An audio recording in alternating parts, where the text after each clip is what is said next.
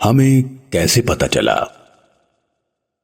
انسانی تاریخ ہمیشہ سے سیکھنے کا سب سے بڑا ذریعہ رہی ہے۔ پہل تاریخ لوگوں کی یادداشت کے ذریعے سے آنے والے دور تک پہنچتی رہی اور نسل در نسل آگے چلتی رہی۔ اللہ کریم نے انسان کو قلم کے ذریعے لکھنا اور محفوظ کرنا سکھایا۔ کہیں انسان نے درختوں کی چھال پر لکھا تو کہیں پتھر کو اس مقصد کے لیے تراشا، کہیں کپڑے پر لکھا جانے لگا تو کہیں کھال پر۔ ہر دور میں انسان نے لکھنے اور محفوظ کرنے کا کوئی نہ کوئی طریقہ ڈھونڈ نکالا۔ جب کاغذ ایجاد ہوا تو اس کام کی رفتار بہت بڑھ گئی۔ اسی لکھنے اور محفوظ رہنے کی وجہ سے انسان نے ترقی کی۔ عام لوگوں کو بادشاہوں، بہادروں اور غیر معمولی لوگوں کی زندگی میں بہت دلچسپی رہی ہے۔ اللہ کے نبی آدم علیہ السلام سے لے کر محمد رسول اللہ صلی اللہ علیہ وآلہ وسلم تک اس دنیا میں مختلف وقتوں میں نبی اور رسول آتے رہے اور لوگوں کی زندگیوں میں انقلاب لاتے رہے۔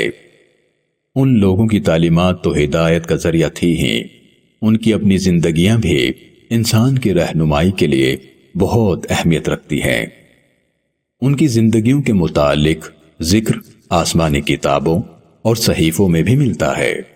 قرآن مجید اس سلسلے میں ہماری سب سے زیادہ رہنمائی کرتا ہے۔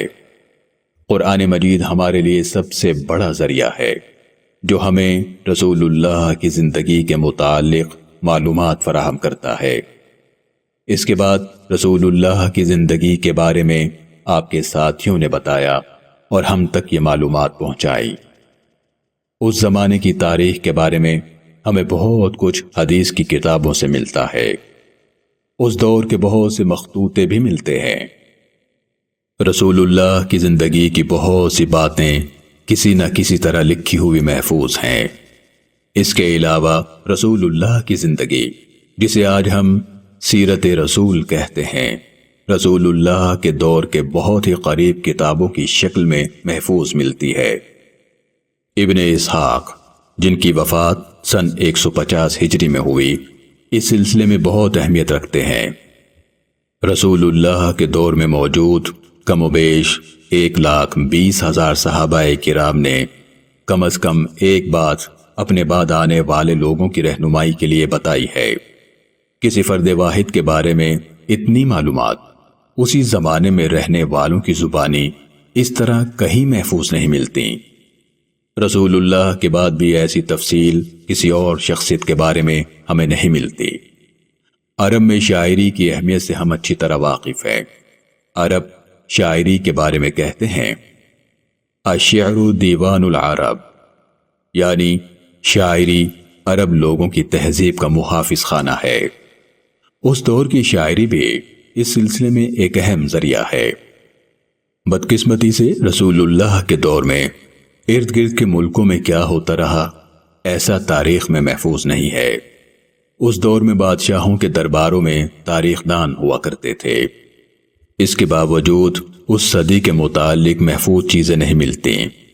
ابتدا میں لکھی گئی سیرت کی کتابوں میں رسول اللہ کے جنگی اور تبلیغی مہمات کو موضوع بنایا گیا۔ بعد ازاں رسول اللہ کی زندگی کے ہر پہلو پر لکھا گیا۔ سیرت رسول پر مکمل کتاب ہمیں ابن ہشام، جن کی وفات سن 210 ہجری میں ہوئی، انہوں نے دی۔ ابن ہشام نے ابن اسحاق کے کام کو 2 حصوں میں ترتیب دیا۔ یہ کتاب آج بھی موجود ہے۔ ابن سعد، جن کی وفات سن 230 ہجری میں ہوئی، انہوں نے ایک بہت بڑی کتاب طبقات ابن سعد کی صورت میں ترتیب دی۔ اس میں صرف رسول اللہ کی زندگی کے بارے میں ہی نہیں بلکہ آپ کے ساتھیوں کے بارے میں بھی ہمیں معلومات ملتی ہیں۔ ابن کلبی، جن کی وفات 204 ہجری، اور البلازری، جن کی وفات سن 279 ہجری میں ہوئی، انہوں نے بھی اس کام میں اپنا حصہ ڈالا۔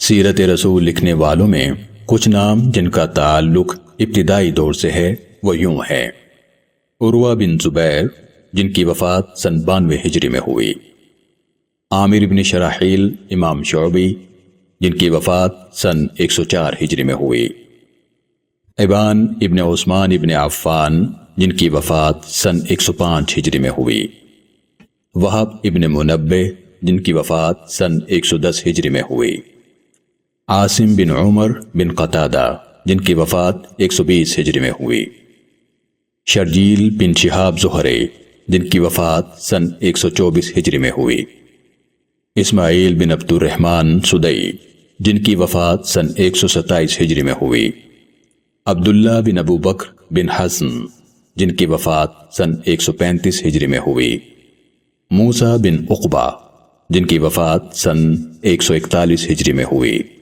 معمر بن ارشد جن کی وفات سن 150 ہجری میں ہوئی، اور محمد بن اسحاق جن کی وفات سن 150 ہجری میں ہوئی۔ رسول اللہ کی سیرت کے بارے میں ہر زبان اور ہر دور میں ہی لکھا گیا۔ ہمیں رسول اللہ کے بارے میں سب کچھ قرآن مجید، احادیث، تاریخ اور سیرت کی کتابوں سے پتہ چلا۔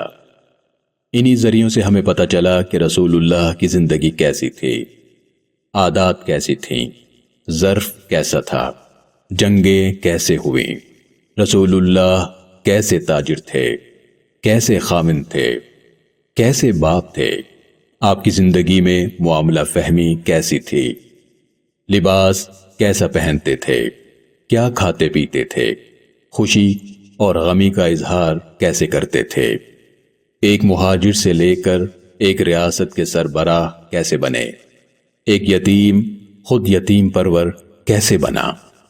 رسول اللہ کا علم وسیع النظری لوگوں کی زندگیوں میں کیسے انقلاب لائے، مجبور کر کے اپنے شہر سے نکالے جانے والا جب اسی شہر کا فاتح بن کر آیا تو بدلہ لینے کے بجائے سب کو معاف کر دیا۔ یہ سب ہمیں قرآن مجید، احادیث اور ابتدائی کتابوں سے معلوم ہوا۔